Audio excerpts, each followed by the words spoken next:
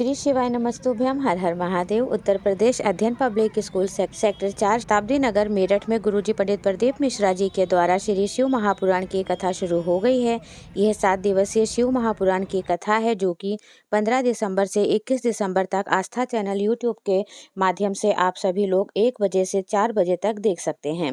आज की कथा तीसरे दिन की कथा में मुझे फिर से जाने का मौका मिला, इसी वजह से वीडियो बनाने में थोड़ा समय लग गया। बहुत ही अच्छी कथा हुई जिसमें गुरुजी ने कई सारे उपाय पत्र पढ़े। बहुत ही प्यारा सा उपाय भी बताया है जिसको करने से जिसके भी घर में धन संपदा की कमी है उसकी सारी इच्छाएं पूरी हो जाएंगी। आज की इस वीडियो को आप लोग ध्यान से देखिएगा। उस विशेष उपाय को मैं आपको इसी वीडियो के माध्यम से बताऊंगी। उस विशेष उपाय को आपको महीने में सिर्फ एक बार ही करना है, उतने में ही आपको पूरा लाभ प्राप्त होगा।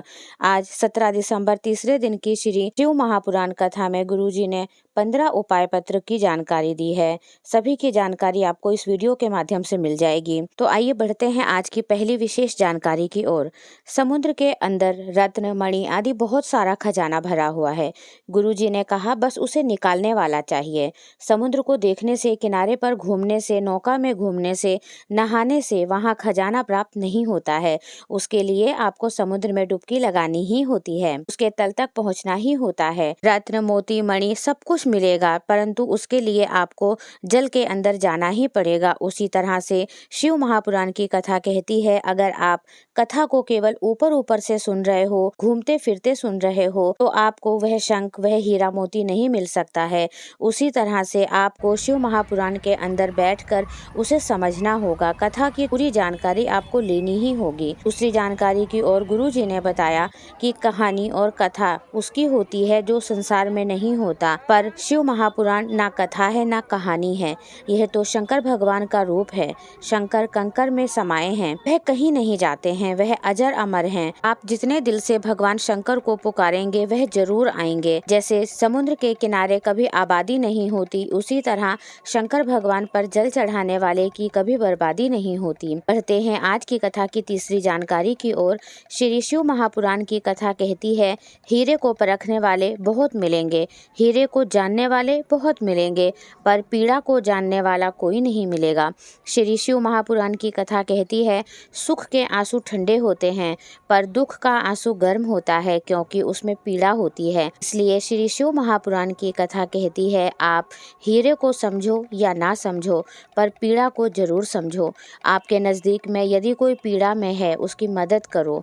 बढ़ते हैं आज की कथा की चौथी विशेष जानकारी की ओर। शंकर भगवान के मंदिर जाकर जल चढ़ाओगे तो काफी अच्छी बात है, गुरुजी ने कहा, पर अगर आप शंकर भगवान के मंदिर नहीं जा सकते हैं तो आप अपने घर के शिवलिंग पर ही जल चढ़ाओ। और अगर यह भी नहीं कर पा रहे हो तो बेलपत्र के वृक्ष के नीचे, बेलपत्र के पेड़ के नीचे जल जरूर चढ़ाओ। यदि आप इनमें से कुछ भी कर रहे हो तो आपको भोलेनाथ की कृपा अवश्य ही प्राप्त होगी।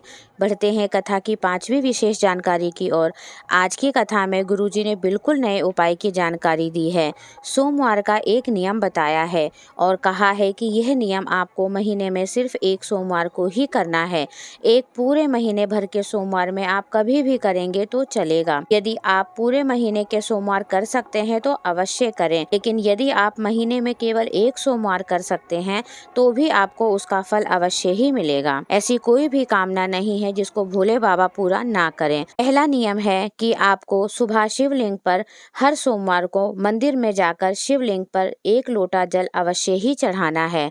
और उसके बाद दूसरा नियम है, दोपहर में आपको एक बेलपत्र के वृक्ष के नीचे जाना है और साबुत चावल लेकर जाना है और आपको बेलपत्र के वृक्ष के नीचे कंकर को शंकर मानकर उसकी पूजा करनी है और उसके ऊपर ही वह अक्षत, वह चावल का दाना रख देना है।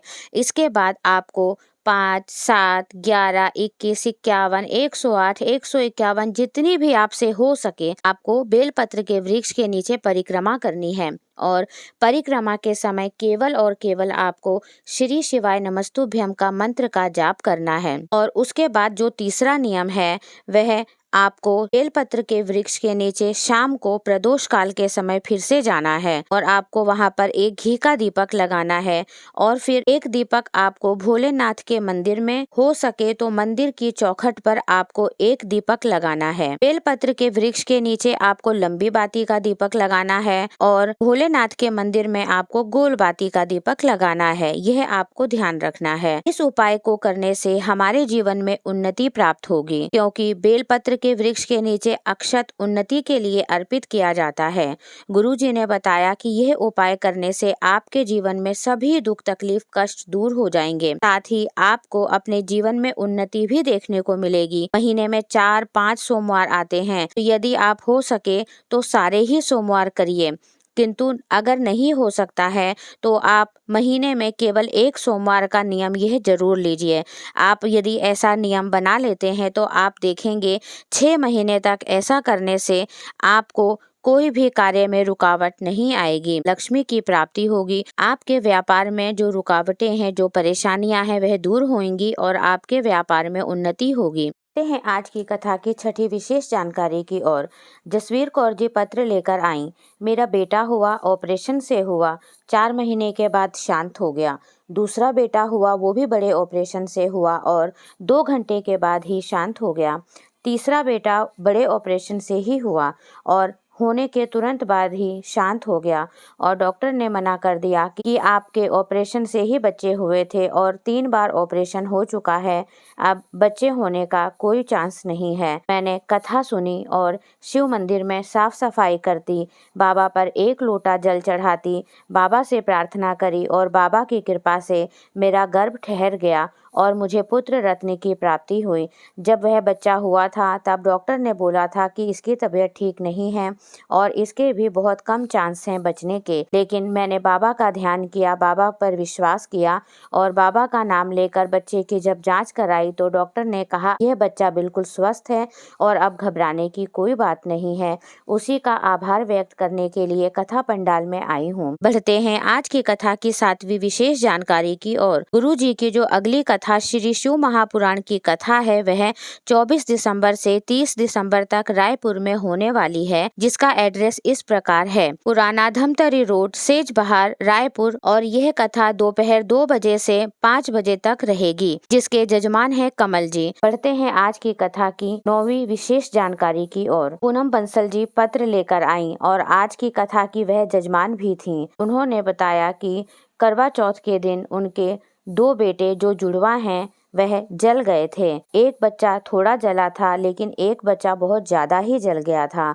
उसका बहुत इलाज करवाया लेकिन कोई आराम नहीं हुआ। जो जलने का दाग था वह पूरी तरह से ठीक नहीं हो रहा था। आपकी कथा 2020 से सुन रही हूँ। उस कथा में मैंने 21 आम के पत्ते का उपाय सुना और उस उपाय को मैंने अपने बेटे के लिए किया और उसका घाव ठीक हो गया और अब 80% घाव ठीक होने के बाद मात्र 20% घाव ही बचा है। उसी का आभार व्यक्त करने के लिए आई हूँ। पढ़ते हैं आज की कथा की 10वीं विशेष जानकारी की ओर। सरला जी पत्र लेकर आई। उन्होंने बताया कि मैं बहुत ही गरीब परिवार से हूँ। मेरे पति शुगर व बीपी के मरीज हैं। 2 बार उनका ऑपरेशन हो चुका है। 21 सालों से मैं किराए के घर में ही भटक रही हूँ। आज तक अपना घर भी नहीं है। मैंने रो रो कर बाबा से प्रार्थना करी और कई बार कथा पंडाल में बैठकर कथा सुनी और जब मैंने बाबा से अर्जी लगाई तो मेरे बाबा ने आज मुझे अपना घर दे दिया है और मेरे पति की तबीयत भी अब बिल्कुल ठीक हो गई है।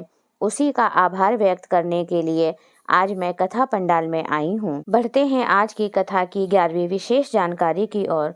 गुरुजी ने कहा, किसी को मरने के बाद कंधा दो या ना दो, पर जीते जी यदि वह इंसान दुखी है, परेशानी में है और उसके साथ कोई समस्या है तो उसको अपने कंधे का सहारा जरूर देना और उसे आगे बढ़ाओगे तो महादेव भी तुम्हारा हाथ पकड़ लेंगे और तुम्हें भी आगे बढ़ाएंगे। बढ़ते हैं आज की कथा की 12वीं विशेष जानकारी की ओर।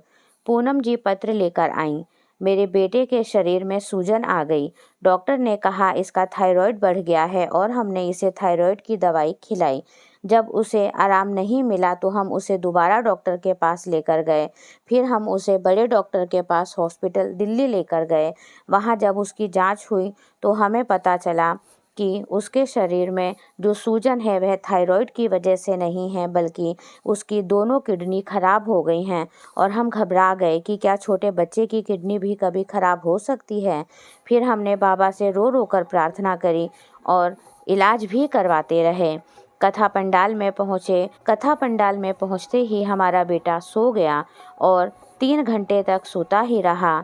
जब कथा समाप्त हुई, आरती होने के बाद बच्चा उठा और बच्चे ने उठते ही खाने की मांग करी। हमने उसे नाश्ते में कुछ खाने को दिया और उसके बाद फिर हम उसे हॉस्पिटल लेकर गए।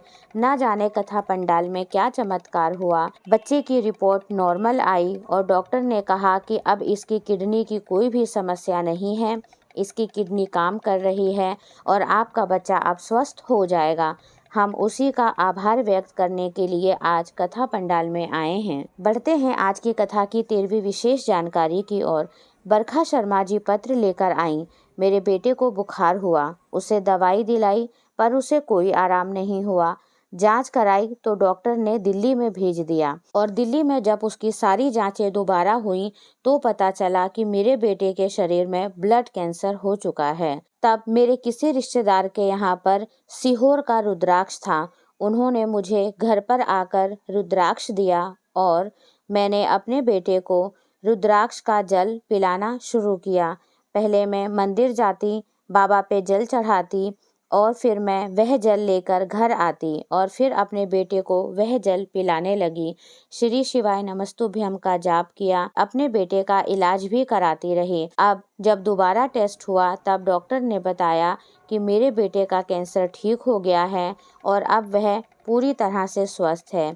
उसी का आभार व्यक्त करने के लिए आज मैं कथा पंडाल में आई हूँ। अगर आपको आज की वीडियो अच्छी लगी है तो प्लीज़ वीडियो को लाइक कीजिए, चैनल पर नए हैं तो सब्सक्राइब कीजिए। मिलते हैं अगली वीडियो में।